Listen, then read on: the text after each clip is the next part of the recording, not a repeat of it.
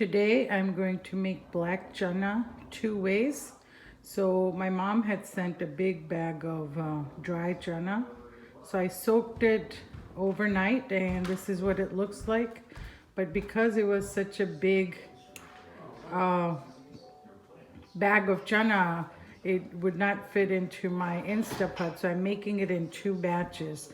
So this is what the chana looks like soaked overnight. And then I'm cooking the other half in the Instapot on the bean chili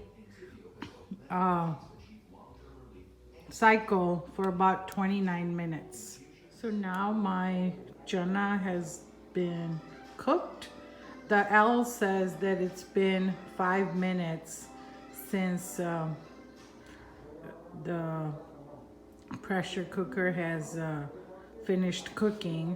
I usually don't open it until this goes down. Right now it's still up. So I'm going to release the pressure naturally, and that means that I'm not going to do anything until that goes down.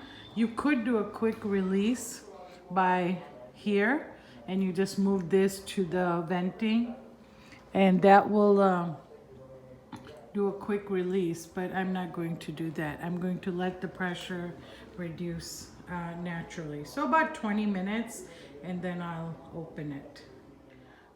So it has been about 30 minutes till it stopped cooking. So I'm gonna go ahead and open it. So even though this is not all the way down, it's pretty safe now for me to vent. And you can see when I vented, there was still some steam. So to fully vent, it would have taken about an hour.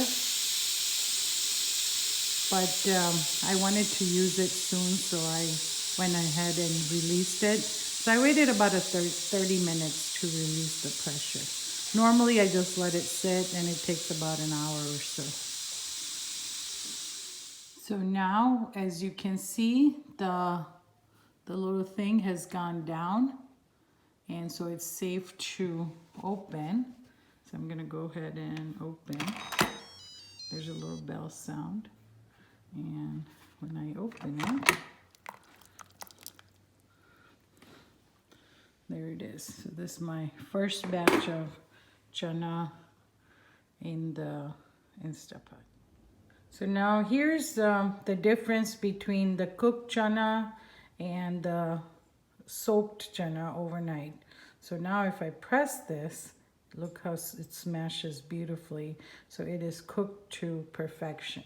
So now because we have such a huge quantity, my mom and I will probably just freeze, just cooked chana.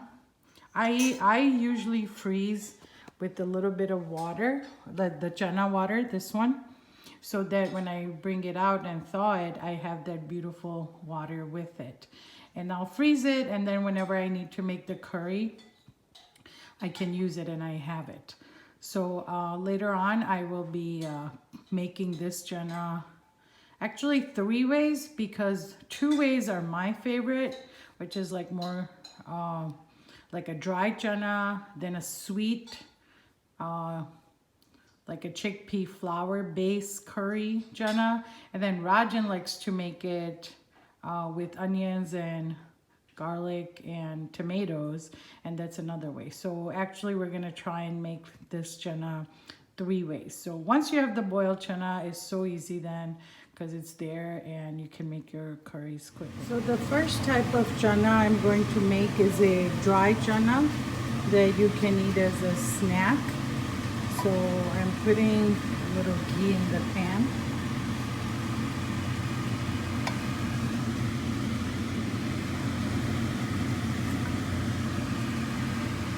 Now, of course, you can do this with oil, but I like ghee because it's healthier and it makes it taste really good. So I'm gonna let the ghee melt a little and then add mustard seeds before I add the chana. We can test and see if the ghee is hot. I'm putting a couple mustard seeds in there to see. It's just getting there, but it's not that hot. You can definitely make this with oil. There's about 1 spoon of ghee in there. Now, if made properly, this chana should taste like fresh, warm chana chorgam, the kind of snack you get like, on the streets of India. But this is like a whole chana. So what I do is I make this dry. It's like a dry chana base, and then you can add onions and lemon juice and some coriander and green chilies, and it will taste just like fresh chana chorgam, which is like one of my favorite snacks to eat. It's so healthy, but because it's deep fried, I don't eat it often. But that's why I like this chana, because it gives that similar taste, but super healthy, because all we have is the boiled chana and with some spices. So let's see if the oil is hot, the ghee I mean, and I can see it. See, the mustard seeds are sizzling, so I'm going to add some mustard seeds, about half a spoon of mustard seeds. And then I'm going to add, wait till it pops. I feel like this is the hardest part about cooking, is waiting for the seeds to pop. The mustard seeds take a long time unless the hot oil is like really, really hot. And so it's like you're just patiently waiting, but it's worth it because you do not want to put anything in prematurely. So it's almost there. As soon as it pops, and I can try and see a little bit more. And yep, it is hot and sizzling. So now I'm going to add a very little smidgen of hing. Now I keep forgetting if my mom adds hing or not. I usually just call her up right away and say, Mom, how do I make this again? Because I always forget to write it down. So I'm just gonna make this from memory because I haven't made this in a while. But let's see how it comes out. So I have a spoonful of ghee, half a spoon of mustard seeds, and now I'm adding about this much hing, and the hing is sizzling, and now I'm going to add some chana, very little chana. These are boiled chana from before, and about this little bit.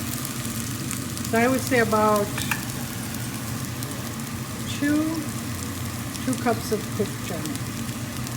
And then to this, I'm going to add a big heaping spoonful of turmeric, big heaping spoon of red chili powder, and big spoon of coriander cumin powder.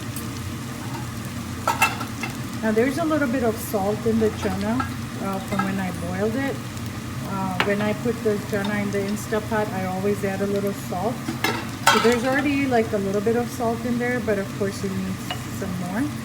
So I'm gonna put another spoonful of salt.